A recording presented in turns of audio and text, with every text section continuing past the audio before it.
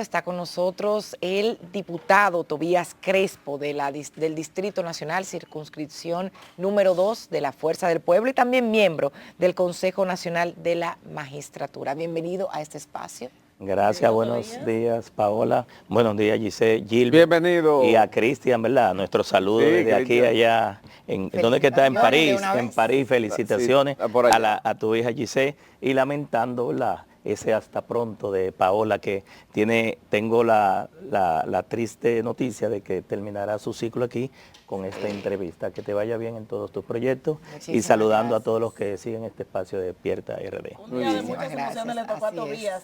Como emociones se están viviendo en el Congreso Nacional con el Código Penal. Intensas. ¿Está previsto trabajarse nuevamente para hoy el Código Penal? Bueno, sí, nosotros la semana pasada y la antepasada también se estuvo trabajando muy fuertemente, incluso hasta muy tarde de la noche, no solamente el Código Penal, sino también el Código Laboral y otras leyes más. Y en ese sentido, pues el presidente de la República extendió esta legislatura, esta primera legislatura del año 2025, y durante esta semana hasta el día 4, o hasta el día 4 o 5, pues que se extendió la legislatura, se estaría trabajando preferentemente el Código Penal, porque ya el Código de Trabajo, el Código Laboral, se quedará ya para la próxima legislatura por los temas conflictivos que hay que discutir. Pero a propósito de ese tema, puntualmente los conflictos, la primera dama y las hijas del presidente firmaron una carta en la que piden al mandatario no promulgar ese código en caso de ser convertido en ley por el Congreso Nacional. ¿Qué le parece a usted el hecho de que la familia presidencial opine en este tema? ¿Puede poner esto ante la espada y la pared al presidente? Bueno, no es elegante, no lo vi elegante eso. Respetamos los derechos que tienen tanto la primera dama como sus hijas de opinar sobre este tema, pero publicarlo pues pone, ¿verdad?, en una situación muy conflictiva, en una disyuntiva al primer mandatario de la nación, que tiene una decisión en dos sentidos: o promulgarlo o observarlo y devolverlo a la Cámara que lo envió. Y en ese sentido yo creo que los derechos de cada uno hay que respetarlos, así como hay que respetar los derechos de los que no pensamos igual que ellos.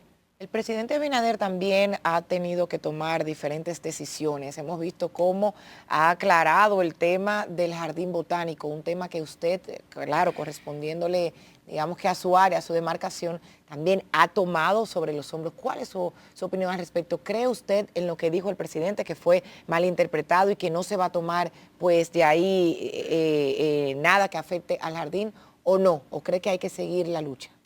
Bueno, la lucha hay que seguirla porque eso es continuo, no es desde ahora. Por eso nosotros desde hace mucho tiempo, incluso hace 3 años, logramos aprobar un proyecto de resolución unánime en la Cámara de Diputados que declara área protegida municipal en las áreas verdes de los Jardines del Norte, que es el área donde nosotros nos hemos criado durante mucho tiempo, que es contiguo ahí al Parque Jardín Botánico, donde desde el año 1975, que el expresidente Joaquín Balaguer inauguró el Jardín Botánico, inauguró la rotonda José Martí, que está ahí, y la escuela Liceo Fray Ramón. ¿Fue remozada hace poco? No sé para qué, porque se supone que va a haber una intervención, pero no sabemos por qué se invirtió ese dinero. Pero también inauguró la escuela Liceo Fray Ramón Pané, donde estudiamos durante mucho tiempo no solamente nuestros hermanos, sino todos los residentes del sector.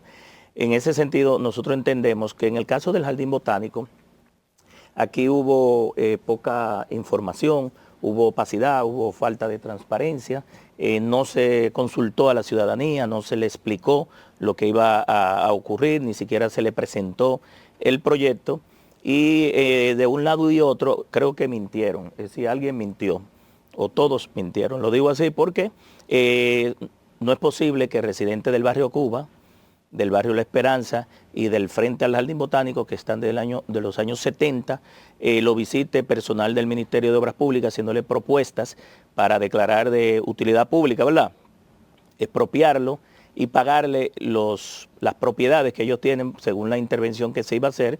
Eso no se lo inventó Tobías Crespo, ni se lo inventó la oposición. Pero ahí está el detalle, diputado, incluso, que le hago la pregunta porque muchas personas han dicho que es un tema político. Incluso escuchaba hace unos días, decían, no, hay políticos que están interviniendo, ni siquiera es su zona. En el caso suyo, claro que es su zona, pero es un tema, o sea, hay que aclarar a la población, ¿es un tema que están llevando los residentes o solamente ustedes No, ya es representantes. todo el país. Se hizo una encuesta y el 80% entiende que hay que preservar el jardín botánico. Incluso la semana pasada, el lunes, yo sometí un proyecto de ley para elevar de categoría, no solamente al jardín botánico, sino al jardín zoológico, al Mirador Sur y el Mirador Norte como un pulmón verde dentro del Gran Santo Domingo y el Distrito Nacional. Como área protegida. Como área protegida nacional, que actualmente la ley de área sectorial de área protegida le da una categoría al jardín botánico de área de conservación ecológica y científica para fines educativos, y en ese sentido no tiene el nivel, el rango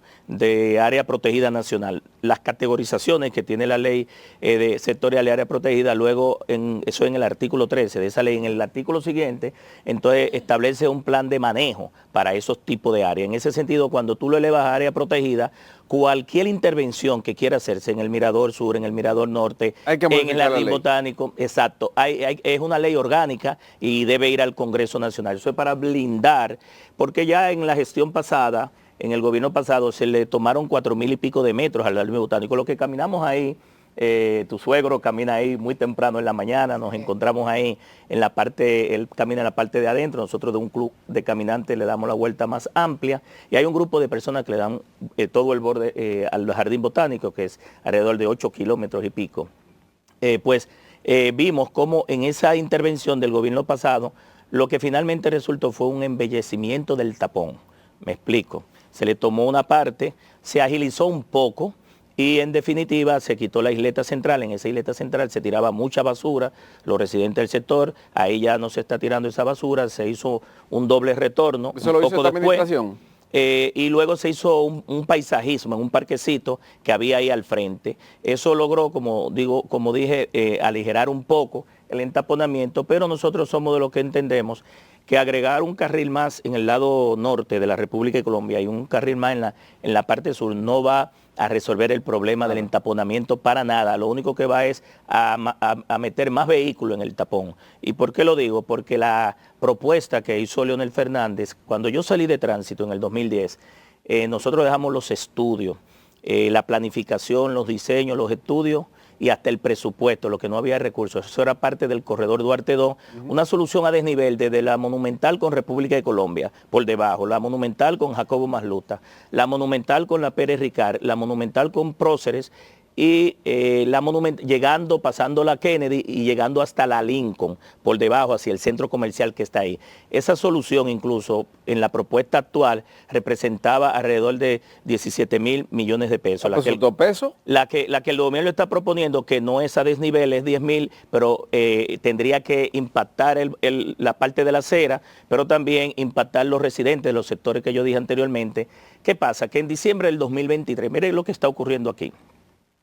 En diciembre del 2023, el ex ministro de Obras Públicas de línea de sesión va a la Cámara de Diputados y para que le aprobáramos, en este caso la oposición completa votó en contra del contrato de Aerodón, toda la oposición nos unificamos porque entendíamos que el dinero de Aerodón lo iban a usar para la campaña, como finalmente lo usaron, para comprar regidores, diputados, alcaldes, senadores.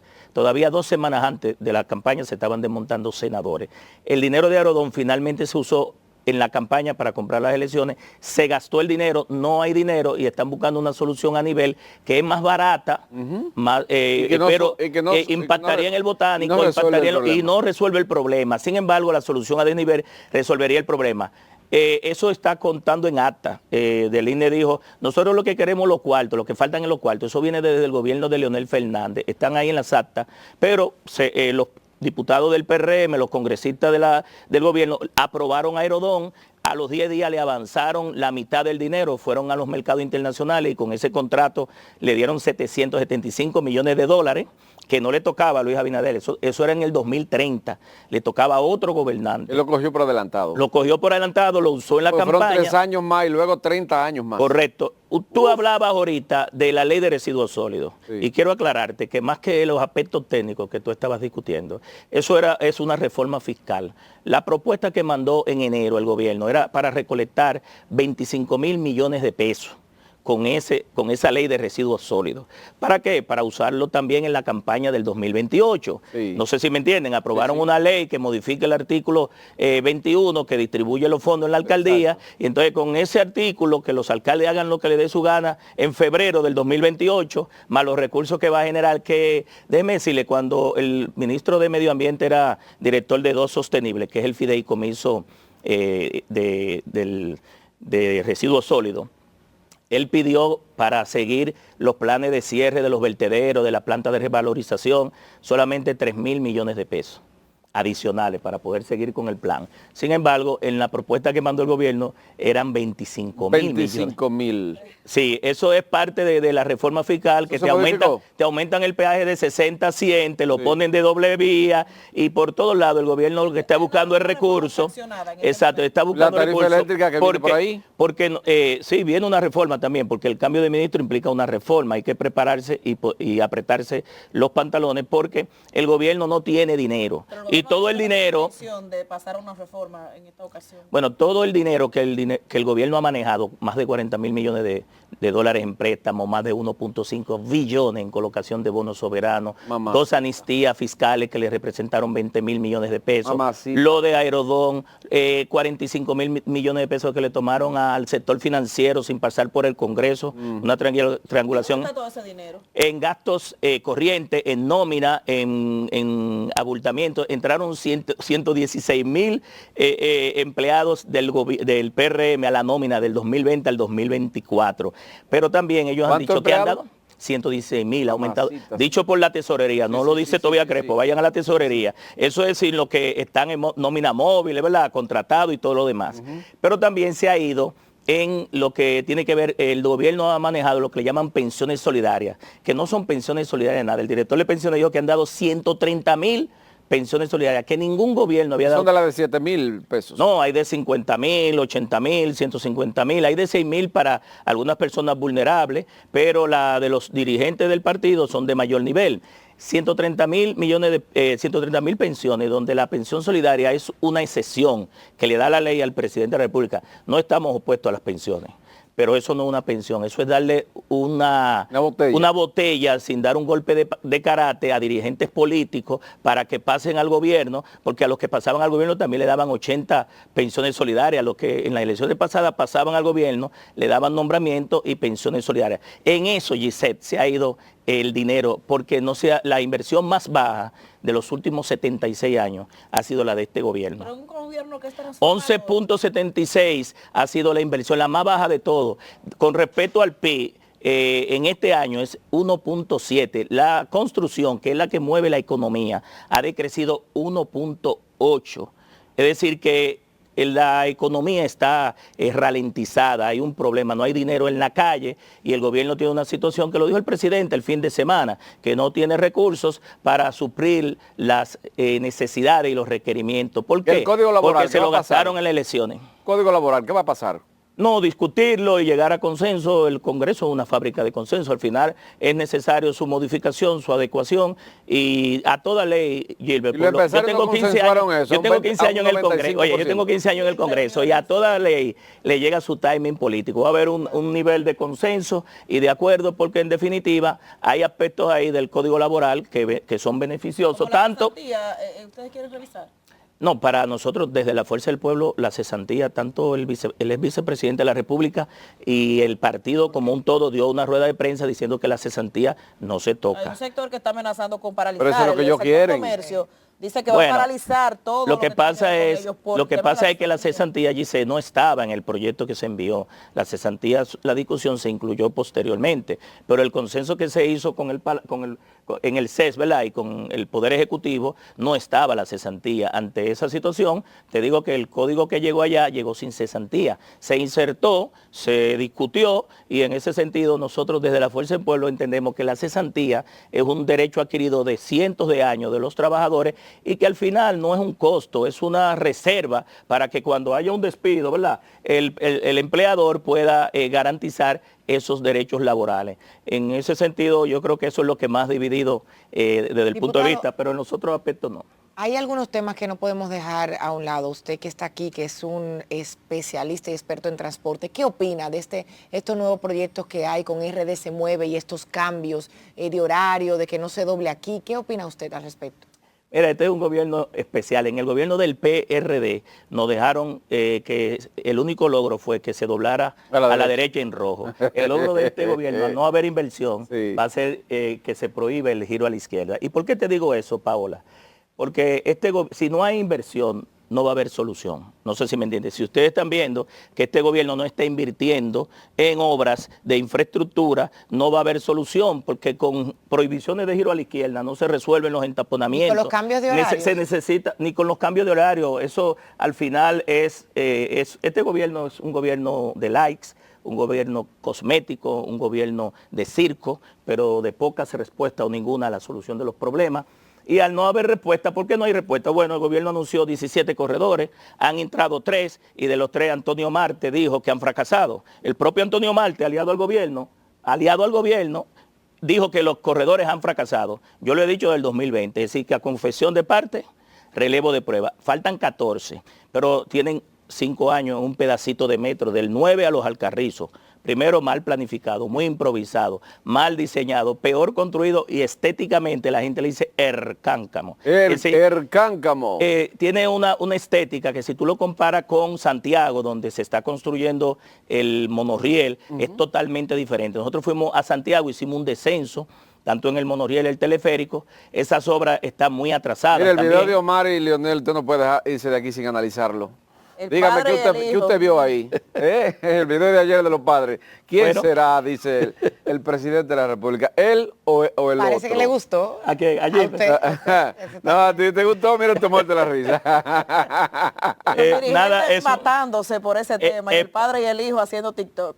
Eso Sí. es importante, que padre e hijo pues disfruten el Día de los Padres en ese ambiente y sobre todo manden un mensaje a la sociedad en un ánimo de confraternidad, de unión y sobre todo a través de las redes que siempre hacen pensamientos de diferentes situaciones. Yo creo que al final y en definitiva se está hablando de la fuerza del pueblo, se está hablando de Leonel Fernández, se está hablando de Omar Fernández y mire que cuando Omar iba a levantar los 2 zapatos, Sí. primero miró al padre Sí. Sí. y ya el padre lo tenía levantado. Ah, ok, mire. El Consejo Nacional de la Magistratura, ¿cuáles son Mire. los detalles de reuniones, preparativos? Sí, el viernes pasado nosotros fuimos convocados por el presidente de la República y presidente del Consejo, Luis Abinader. Hubo quórum, que la primera convocatoria siempre exige tanto la Constitución como la Ley Orgánica y el Reglamento, que haya quórum de los 8 miembros.